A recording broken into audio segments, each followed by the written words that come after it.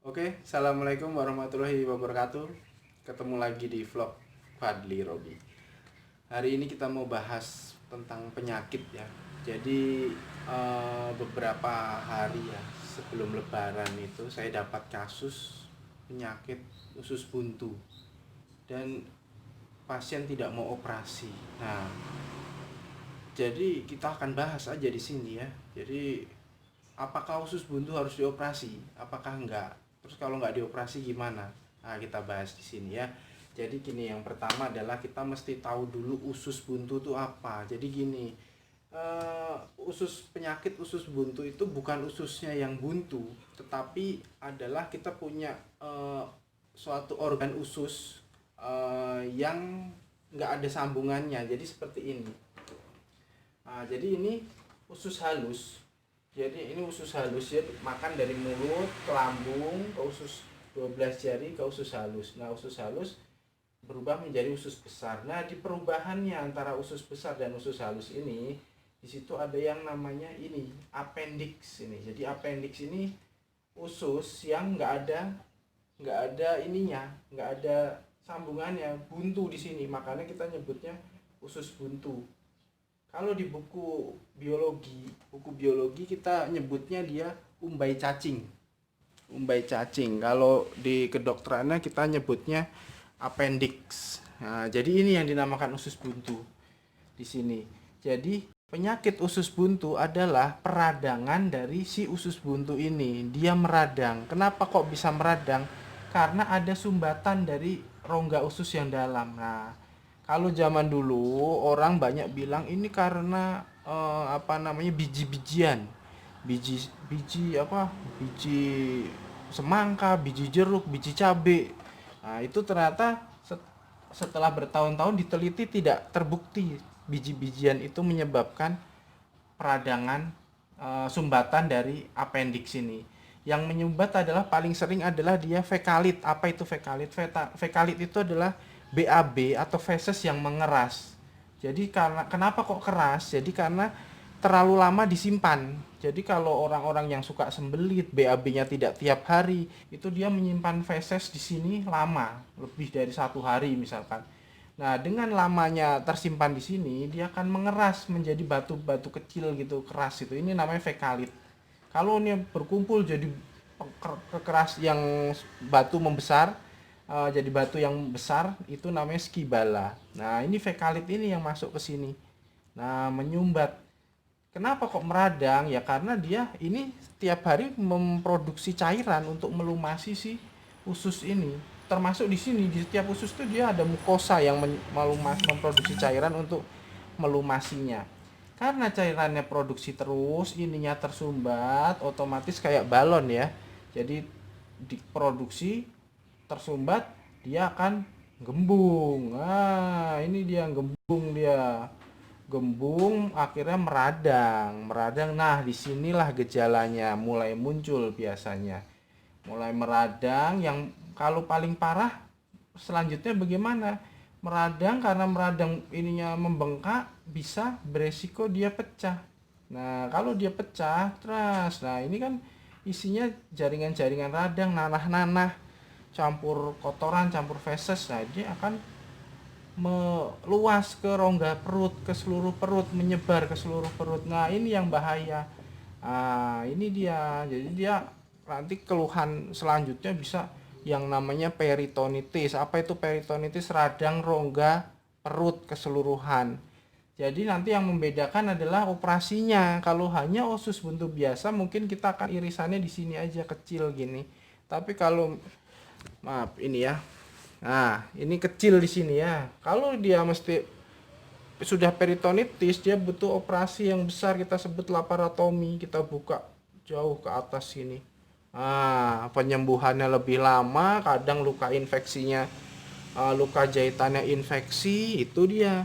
Jadinya biasanya kita akan selalu menyarankan untuk operasi. Nah, cuma masalahnya biasanya keluarga, "Oh, gimana dok kalau tidak operasi dulu?" Nah, jadi begini, kalau misalkan dia tidak operasi dulu, Eh, jadi memang ada di literatur adalah tingkat kesembuhan penyakit usus buntu tanpa operasi itu tapi rendah angkanya di bawah 10%. Jadinya memang bisa sembuh tapi angkanya di bawah 10%. Yang 90% kemana? Pecah komplikasi tadi menjadi suatu peritonitis gitu. Ya namanya radang misalkan diobati terus ininya ternyata bisa lepas, itu mungkin yang menyebabkan sembuh, alirannya lancar kembali. Tapi ini enggak, ini resiko gitu loh. Sebaiknya kita jangan ambil resiko. Karena kalau sudah ambil resiko itu ya siap-siap terjadi laparotomi ini. Kita mesti buka luas, penyembuhannya lama, kadang juga infeksi luka operasi gitu. Nah, terus gejala awalnya apa sih? Nah, itu dia. Jadi gini, gejala awalnya jadi usus buntu itu gejala awalnya mirip-mirip sakit mah. Nyeri ulu hati awalnya, mual, mau muntah, rasanya badan greges-greges nggak enak, kayak mau demam itu gejala awalnya. Kadang-kadang nanti kalau periksa seperti itu di dokter atau di puskesmas mungkin awal akan didiagnosa sebagai sakit lambung atau gastritis atau mah. Itu paling sering karena gejalanya sama. Nah, nanti biasanya dia dengan obat mah kok tidak berkurang. Nah, nanti baru mulai muncul nyerinya pindah. Jadi ini daerah sini, ini daerah lambung ya. Di daerah sini nyerinya pindah ke kanan bawah. Nah, ini nyerinya pindah ke kanan bawah. Di mana sih titiknya? Nah, ini tipsnya. Tipsnya untuk mengetahui ini curiga usus buntu atau bukan. Jadi begini, dari ini pusar ya. Dari pusar tarik garis lurus ke arah sias. Ini kita sebutnya sias. Ini jadi tulang yang ada di pinggang. Yang ada di pinggang. Jadi ini kalau ada kita punya lipat paha ya, lipat paha. Nah, di situ ada tulang yang nonjol di pinggang situ. Nah, itu yang kita sebut sias. Jadi tarik garis lurus dari pusar ke situ. Nah, dibagi 3. Sepertiga tengah, inilah lokasi usus buntu. Tekan aja di situ.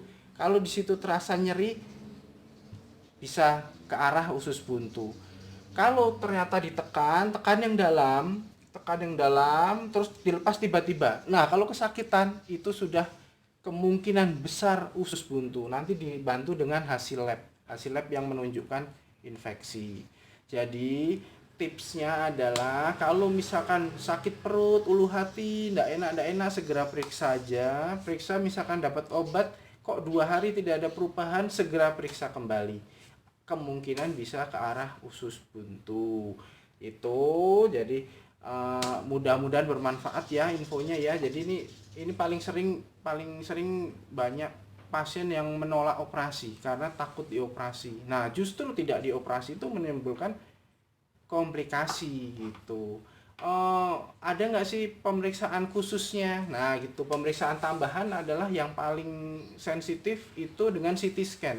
Cuma CT scan di Indonesia selain alatnya jarang, tidak semua rumah sakit ada, kosnya besar.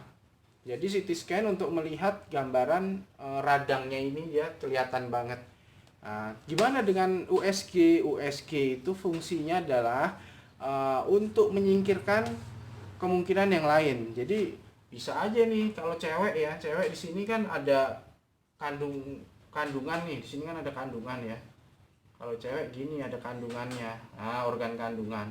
Bisa aja nih yang sakit sih ini organ kandungannya, entah kista, entah terpuntir, entah kehamilan di luar rahim, bisa aja. Jadi USG fungsinya untuk menyingkirkan kelainan lainnya, bukan untuk mendiagnosis si usus buntu. Ada juga pemeriksaan yang kita sebut apendikogram. Apendikogram itu yang minum cairan kontras terus di ronsen. Nah, itu juga sudah mulai ditinggalkan. Kenapa? Karena biasanya dia cairannya nggak mau masuk sini. Jadi kalau itu adalah minum kontras, minum cairan gitu. Nah, nanti kan cairannya masuk ke sini. Nah, masuk sini. Jadi dia dinilai bila cairannya masuk ke dalam lumen apendik atau rongga apendik, maaf nggak kelihatan. Jadi kalau cairannya masuk ke rongga apendik itu namanya apendiknya normal. Tapi kalau cairannya tidak masuk, apendiknya tidak normal dan menyokong ke arah apendik. Apendisitis maksudnya. Ah, jadi seringnya adalah cairannya emang nggak masuk sini gitu loh. Habis dari sini langsung ke dibuang gitu. Jadi nggak masuk sini. Jadinya bisa terjadi yang namanya positif palsu.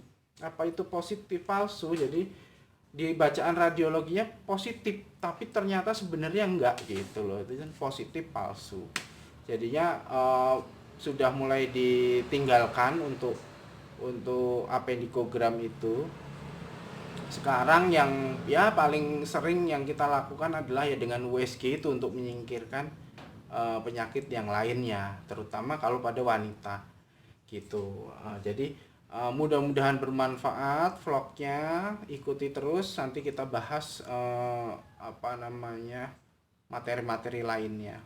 Kalau ada pertanyaan boleh ditulis di komentar, nanti kita buatkan video lagi atau mungkin bisa tak jawab langsung di situ.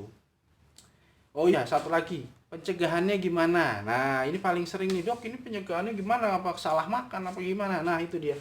Jadi pencegahannya adalah karena ini penyebabnya adalah dicurigai suatu penyumbatan yang diakibatkan oleh feses yang mengeras tadi, karena dia terlalu lama tersimpan di usus. Jadi solusinya adalah buatlah BAB-nya lancar. Gimana caranya?